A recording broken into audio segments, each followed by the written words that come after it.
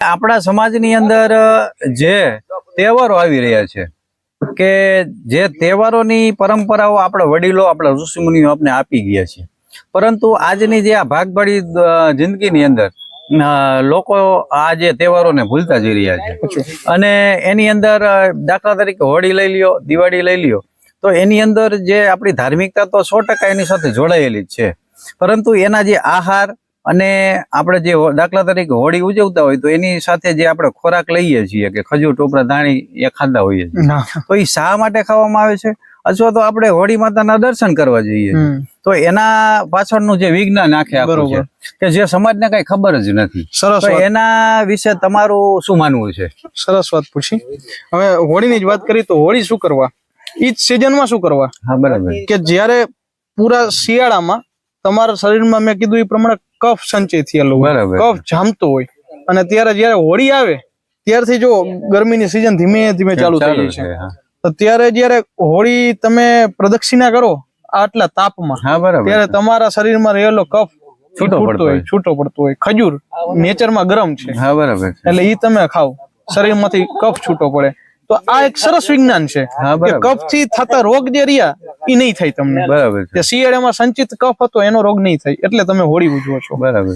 પછી અત્યારે શ્રાવણ મહિનો ચાલી રહ્યો છે, તો અત્યારે વાત કરી કે આ સિઝન મેં કીધું વર્ષા ઋતુની છે, શ્રાવણ મહિનો ઉપવાસનો સિઝન છે, તો ઉપવાસ કરવો જોઈએ. આ સિઝનમાં તમે જેટલું લંઘન કરો, એટલા ઉપવાસ કરો, એટલા તમે રોગોથી બચેલા રહેશો. પછી શરદ પૂનમ ની વાત આવી. હા, બરાબર. મેં કીધું ને વૈદ્યનામ શારદી માતા, તો શરદ ઋતુમાં સૌથી વધારે પિત્ત એગ્રેવેટ હોય, પિત્ત કુપિત હોય તમારા શરીરમાં, પિત્તના રોગ થવાની પૂરે ચાન્સ હોય તમારા શરીરમાં. બરાબર છે.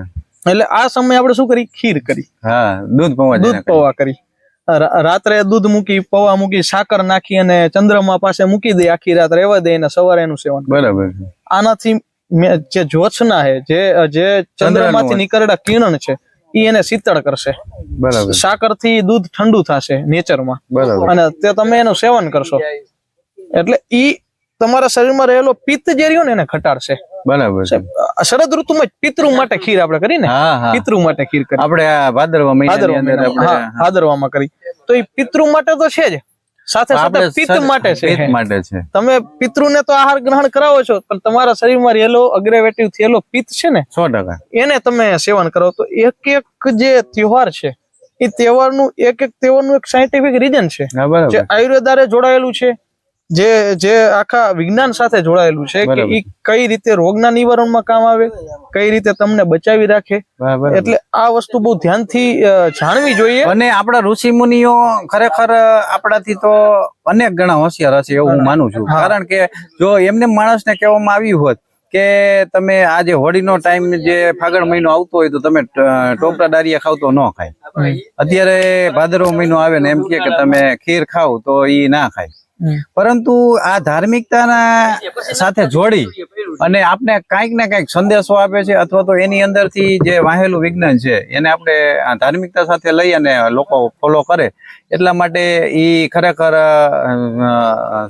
સુપર સાયન્ટિસ્ટો કહી શકાય. સુપર મહર્ષિઓ જેટલા હતા ને એ સાયન્ટિસ્ટ જ હતા.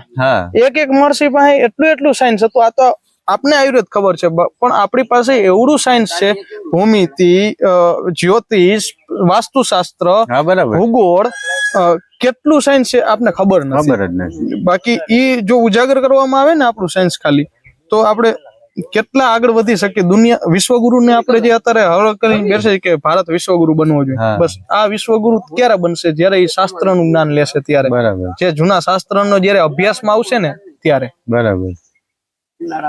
ખૂબ સરસ વાત કરી છે એમને કે આપણા જે તહેવારો આવી રહ્યા છે એ તહેવારો એમને નથી ઉજવાતા.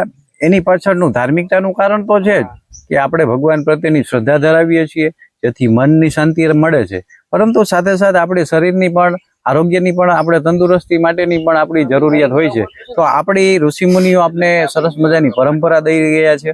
તો આપણે કાંઈ નહીં પણ આવનારી પેઢી જે મોબાઈલની અંદર અત્યારે ગૂંચી ગઈ છે, જેને કહેવાય કે ખરેખર કાદવની અંદર ગૂંચી ગયા હોય, જેને કાઢવા માટે પ્રયત્ન કરો તો વધારે વધારે ગૂંચતા જાય, એવી સ્થિતિનું નિર્માણ અત્યારે સમાજનું થઈ ગયું. તો અત્યારે આપણે જે મિલનભાઈ સાથેની ચર્ચાની અંદર હું આ માધ્યમથી એટલું તો જરૂર કહેવા માંગીશ કે તમારા જે બાળકો છે અથવા તો તમારી જે આવનારી પેઢી છે એને કંઈક નવી પરંપરાની શરૂઆત કરવી જોઈએ. તો જેથી કરી અને જે આપણી જે આ જે પરંપરા એવું તૂટી રહી છે કે પશ્ચિમી સંસ્કૃતિનો દોર, જન્મદિવસ ઉજવવા છે કે નાતાલ જેવા 31 જેવા જે કાર્યક્રમો આપણે ઉજવીએ છીએ જેનું કોઈ પણ પ્રકારનું આપણું કોઈ સ્થાન જ નથી આપણા સંસ્કૃતિની અંદર. પણ આપણા જે ઋષિમુનિઓ આપણે સરસ મજાની જે આપણે તહેવારોની શૃંખલા આપીને ગયા છીએ, માત્ર એટલું કરો તો તમારા માટે તમારું જીવન તો ધન્ય બનશે જ, પણ તમે માત્ર તમારું જીવન તો ધન્ય બનાવવા માટે તો હું કહું છું, પરંતુ આવનારી પેઢી કે જે ખરેખર આપણે જોઈને અંદરથી એક દુઃખ થાય કે આજની પેઢી કે બાળકને જે ખરેખર શારીરિક રમતો રમવી જોઈએ તો એ કંઈ રમતા જ નથી, માત્ર મોબાઈલની અંદર ઘૂસેલા હોય છે.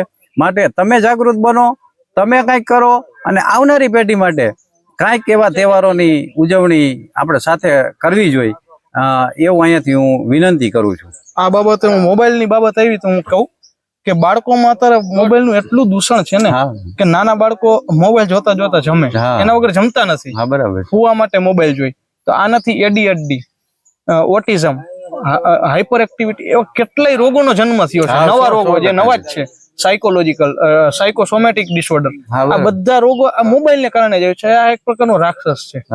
આનું નિવારણ તો હોવું જ જોઈએ. એટલે આ વસ્તુ એવું છે કે આમાં કોઈ કઈ ન કરી મા બાપ સિવાય, એટલે મા બાપ ને આ વસ્તુનું હું તમને અત્યારે હાથ જોડીને પ્રાર્થના કરું કે મોબાઈલ થી છૂટા રાખજો બાળકોને. બરાબર છે. વાત કરી કે બાળકોને જમતા જમતા આપણે મોબાઈલ દઈને જમે છે તો એની અંદરનું જો આપણે રિસર્ચ કરવામાં આવે કે માનો કે કોઈ વ્યક્તિ જમવા બેઠો હોય તો એનું મન એ જે થાળીની અંદર પોરવાયેલું હોય અથવા તો બટકું તોડે તો એની જે લાળ ગ્રંથિમાંથી લાળ છૂટી પડવી જોઈએ. એ પ્રક્રિયા જો મોબાઈલની અંદર ધ્યાન હોય તો આ પ્રક્રિયા બનતી નથી.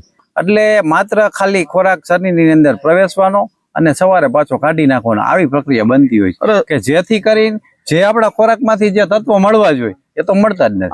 આ શાસ્ત્રમાં આ અધ્યાયમાં વિમાન સ્થાનમાં કીધું તન મના પુંજીત. હા, બરાબર. તન અને મનને રાખીને તમે ભોજન કરો. હા, બરાબર છે. આ વસ્તુનો એક ભાર આપ્યો, તન મના પુંજીત. એટલે બાળકો જ નહીં, યુવા પેઢી પણ અત્યારે મોબાઈલ કે ટીવી જોતા જોતા જમતી હોય છે.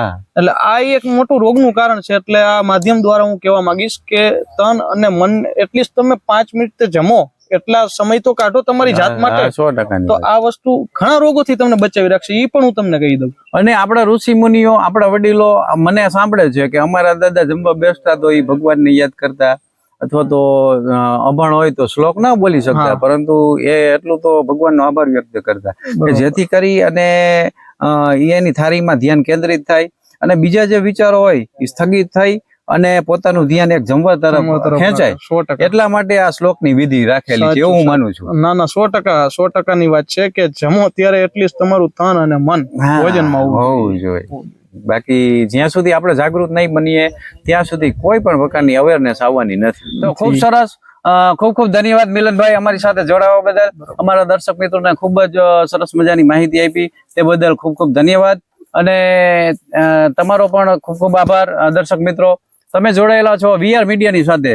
તમે હજી જો અમારી ચેનલમાં પહેલી વાર હોય YouTube ચેનલમાં તો સબસ્ક્રાઇબ કરી દેજો, બાજુમાં આપેલ બેલ આઇકનને ક્લિક કરી દેજો જેથી અમારા નવા વિડીયો તમને સૌથી પહેલા મળે. અને જો તમે અમારા Facebook પેજ ઉપર હોય તો ફોલો બટનને ક્લિક કરી દેજો જેથી આવનારા વિડીયોની નોટિફિકેશન સૌથી પહેલા તમને મળે. નમસ્કાર, જય ધન્વંતરી, જય શ્રી કૃષ્ણ.